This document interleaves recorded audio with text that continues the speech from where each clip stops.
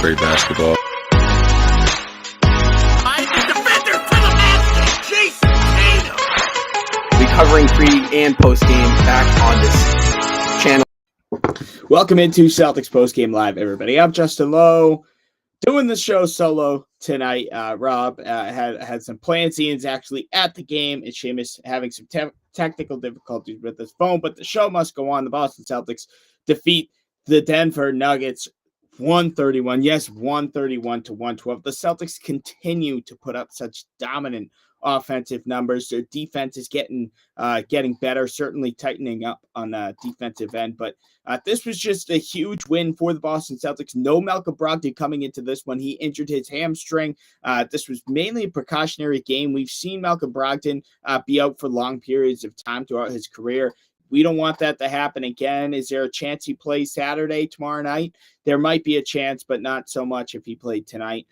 So more of a precautionary reason. Still no Gallinari, still no Robert Williams for quite some time. So the Celtics needed bodies. They were missing three big bodies tonight, and they got those bodies. Obviously, Jayson Tatum led 34 points. Jaylen Brown, 25. Al Horford, 21. Hit some huge shots in the fourth quarter to extend the lead. Derek White, 10 points off the bench. But there were two names that stuck out, that stepped up big. Obviously, no Robert Williams for the long period. So the Celtics still trying to figure out their center rotation. But tonight it was Luke Cornett who played just under 13 minutes and nearly got his double-double. 8 points, 7 rebounds, and assist, a couple of blocks, shot 4 of 8 from the field, plus 10 in the plus-minus. He was huge. His effort, his hustle, everything about him tonight came up big, and it was such a big game for him to come up in, playing against the MVP Nikola Jokic, playing up against, matching up against guys like Michael Porter Jr., Aaron Gordon, throw in Jeff Green coming off the bench, vet DeAndre Jordan. So the Denver Nuggets have a big team, and they have some talented big men on this roster, even the vets. And then obviously guard Peyton Pritchard, who was tonight's player spotlight. Tonight was more of an effort award on the player spotlight because, look, Peyton Pritchard, 11 points, 5 rebounds, a steal, shot 5 of 6 from the floor, plus minus 0. So virtually Celtics didn't get outscored, but they didn't outscore Denver quite too much when Peyton Pritchard was on the floor. But it was more Peyton Pritchard's effort that really helped the Celtics kind of, I guess, navigate through this game. And I say that because Marcus Smart found himself into foul trouble quite early on in the game. Obviously, no Malcolm Brogdon. So the Celtics guards were already shorthanded, especially after Smart went down with foul trouble. So Peyton Pritchard's number got called early. We saw him a little bit in the Detroit game. Didn't look too bad, but again, Pritchard hasn't played real legitimate minutes since the NBA Finals. That's been months. That's the Celtics as the Celtics roster, the Celtics step have changed drastically since Peyton Pritchard has last seen legitimate minutes on the court with the Celtics. So that Peyton Pritchard comes in. First 3 to 4 minutes, gets 4 points, 4 rebounds, a steal. And I mind you, 3 of those 4 rebounds were offensive rebounds, creating second chance opportunities for the Celtics that virtually put the Celtics up big. And that was one of Boston's first kind of runs in that late first quarter, early second quarter. So Peyton Pritchard comes in and does all this. And I'm sitting here saying, well, I guess this just goes to show you how deep this Boston Celtics team is. We haven't seen Peyton Pritchard, like I said, play legitimate minutes since the NBA Finals. But Pritchard continues to stay ready. And he comes in and a huge game. Obviously, yes, 11 games into the season, but highly anticipated matchup against a former MVP. Both teams coming in 8-3, 8-3. NBA TV games. So guys, fans out in Massachusetts, local NBC Sports Buzz are getting to watch this game. And Pritchard shows up and again, he was tonight's quite literal player, just effort plays, just not giving up on plays, just not giving up, not settling for threes. He was doing a lot more than just running to the 3-point line, a lot more than iso ball. He continues. Yes, he's an under, I guess. How do I want to put this? He's short. Is there a word for, I guess, undersized? Maybe he's an undersized guard compared to these Denver guards, Jamal Murray, Gordon, who's huge. These guys are big. Caldwell Pope, these guys are big. But Pritchard, again, I can't say anything more great about Peyton Pritchard tonight. He came up big for the Jayson Tatum, came up big, started off hot, never really cooled down. But also, I thought Tatum did a phenomenal job when he was in the zone. Not only was he patient, but he was realizing that there are 4 other guys on the basketball court, meaning he wasn't forcing anything. Just because he was hot doesn't mean he takes a shot and goes iso ball every single possession. No, I thought Tatum moved very, very well. I thought the ball movement tonight in general was very fluent for the Boston Celtics. And that's when you win basketball games. In the movement these past 2 years, this year and then last year, past year and a quarter, has been phenomenal. The ball movement really hasn't been a problem for the Celtics as of late. Their offenses look great. It's been their defense this season that's we've seen lapses in. And we're slowly starting to get back to where we were in the finals. Are we there yet? Not close, but we're taking steps in the right direction. I think the communication is there. I think the effort is there. I think rebounds tonight. I want to talk because we talk about all the time, talk about closing out defensive possessions. Defensive possession is over virtually when the player gets the defensive rebound. Then the defensive possession is over. The Celtics have not been able to really close out defensive possessions this year too well. 54 rebounds, Boston to Denver's 45. That's, in my opinion, a blowout in the rebounding department, and I understand that's only 9. But when you look at the size of the Denver Nuggets, and obviously factoring in Malcolm Brogdon, who's a bigger guard who can get rebounds. Obviously, no Robert Williams. I'm not using that as an excuse, but at the same time, it's true. Celtics did a phenomenal job off the rebounds tonight. I mean, I see 19 boards off the bench tonight. That's just off the bench. Cornette had 7. Hauser had 5. Derek White and J.D. Davison both had 1. And then obviously you go to the starting lineup, and nearly 3 Celtic players in the starting lineup had nearly double figures. Brown with 8, Tatum with 8, Horford with 7, and Grant Williams with 4. To Denver's, nobody had double-digit rebound. Bruce Brown off the bench had a very solid game, double-double, 16 points and 10 rebounds. But other than that, this was really all. I thought Boston on both ends of the floor looked really, really sharp tonight. I want to say the lead got down to 2 in the third quarter. Jokic went to the bench. Denver, when Jokic goes to the bench, Denver has a real hard time. And tonight, that kind of was the case. Denver had a hard time. And then third quarter came around, and Denver went on this run. And I texted Rob, and I said, because the Celtics had Denver had cut it down to 2. They put it back up to 6 or 7 going into the fourth. And I said, you know what? This is a huge step in the right direction. Because obviously we saw Boston had a double-digit lead against Detroit. They were able to withhold that.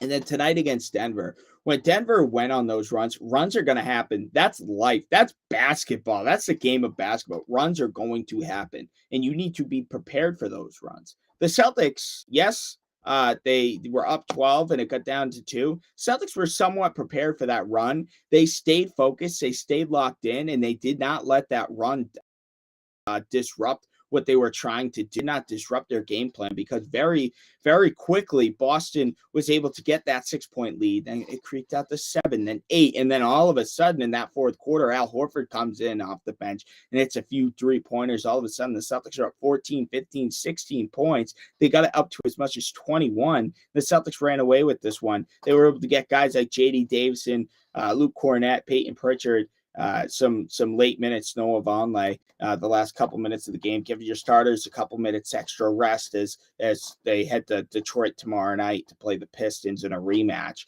So not too many negatives to take out of this game, really. And again, this isn't me being biased. There's certainly things to work on. There's certainly the Celtics are far from perfect, but wins. Huge win against the Denver Nuggets on your home court. You did what you were supposed to do. Shorthanded tonight, but that didn't matter because Boston, they had all the excuses in the world, in my opinion, to come into tonight and just, take this loss against the Denver Nuggets, who are very much so a finals contending team and are expected to be at least in the Western Conference Finals when it all comes, down to it, when it's all said and done. If this Denver team can stay healthy, they can very much so see themselves in the Western Conference Finals and potentially the NBA Finals. The Western Conference is so wide open this year, believe it or not. So, look, Jaylen Brown. Oh, let's talk about Jaylen Brown for a minute, because Jaylen Brown came out and he did not cool down at all. And he was another one. We talked about Tatum earlier in the show not forcing it. Jaylen Brown also did not force it. I thought there was one shot he forced, and that was so in the third quarter, he was 10 for 10. He missed a layup that made it 10 for 11. And then the next possession down, he had a winner, which I thought he kind of forced it a little bit. But at the same time, when you only missed one shot out of 11, you're still gonna feel hot. And so Jaylen Brown stayed with it tonight. Let's take a look at his shooting numbers. I guess I'd take a look and I tell you. So Brown, 25 points, nearly had a triple-double, 8 rebounds, 8 assists. Not only was he shooting 11 of 15 from the floor, but he had 8 assists, and he could have had more than 8 assists if some players knocked down some shots. Like, that's the thing. He didn't only pass the ball 8 times. Shot 3 of 4 from 3. That 3 of 4 from 3, to me, is also impressive because he's looking for more ways to score the ball than just to sit at the three-point line or take a step back 3. He's finding ways to score. I think that mid-range game is so sweet, especially at the pick and roll off the dribble. Just amazing. He continues to find his shot, and it continues to fall. He shot 73% from the floor, 75% from long range. Did not get to the free throw line. He didn't really find himself driving to the basket too much. He found himself shooting the ball, but I wouldn't call it settling at all because he was making them all. He was feeling comfortable. He wasn't uncomfortable out there. He was a +8 in the plus-minus.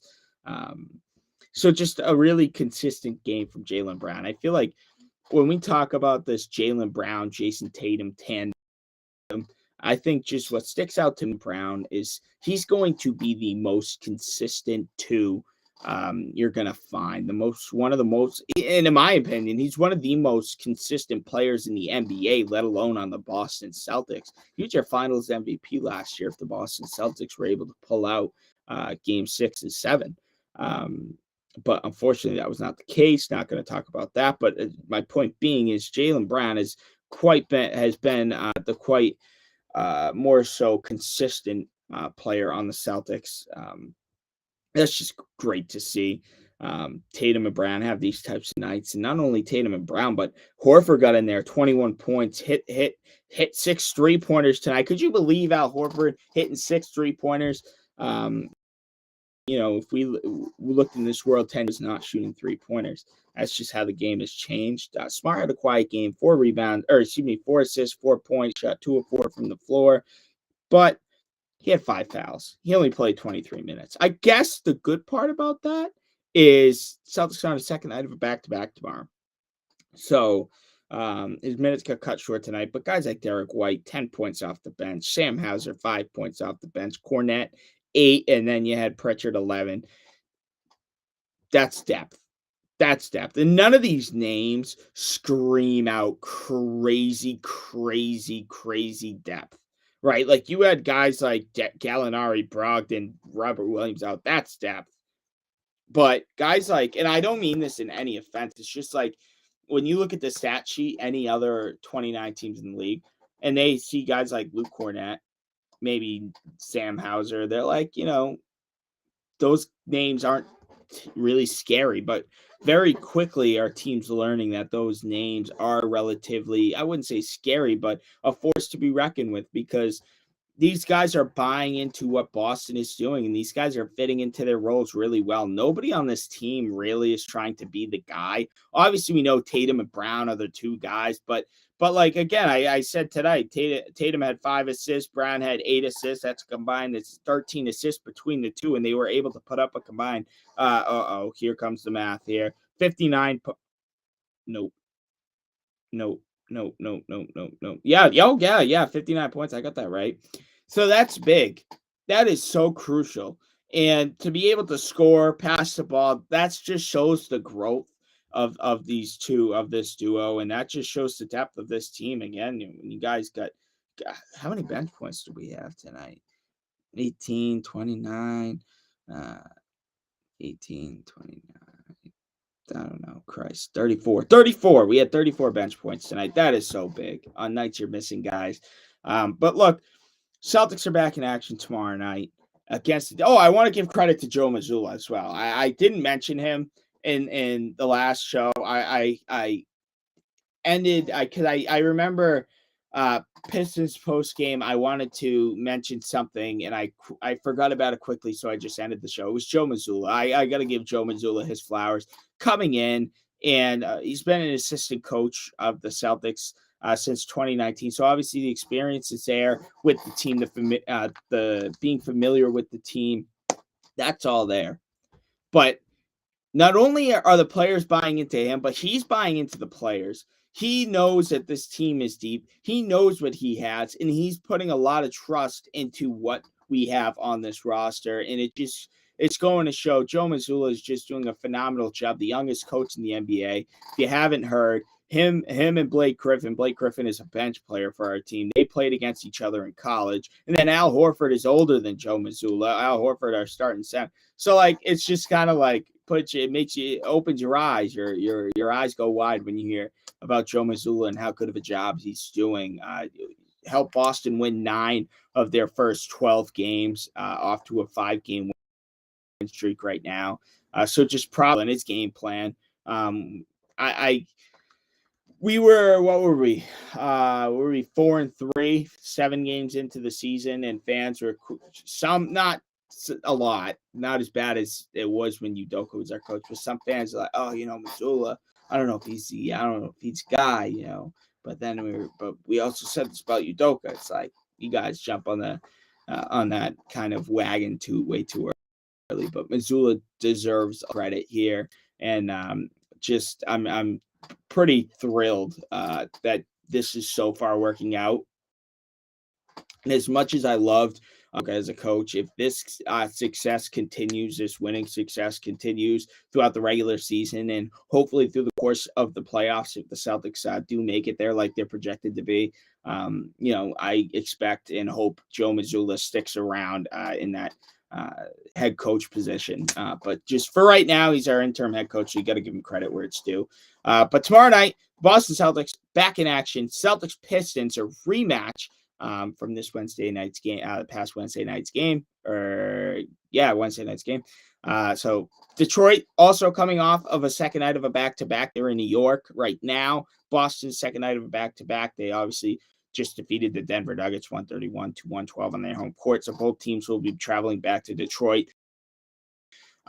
You best believe our team, who already gives Boston issues, is going to be ready for this one. They're going to want their rematch, and they're going to want to win that one, try to snap Boston's streak. If you don't remember, last year they snapped Boston's 9-game streak, win streak. They're going to want to snap the Boston Celtics 5-game win streak here early on in the season. So, 7 p.m. on NBC Sports Boston for game coverage. For post-game coverage, come right back here, Celtics Talk Weekly YouTube channel, and we will have you covered for Celtics Postgame Live. Boston Celtics defeat the Denver Nuggets 131-112. That is Boston's 5th straight victory. They improved to 9-3 in the regular season. Tatum scored 34, Brown scored 25, Horford scored 21, and Peyton Pritchard was your player spotlight with 11 off the bench. This tonight was more of an effort award for anybody complaining that Pritchard only had 11 points. But for now, I'm Justin Lowe, and we will see you tomorrow night for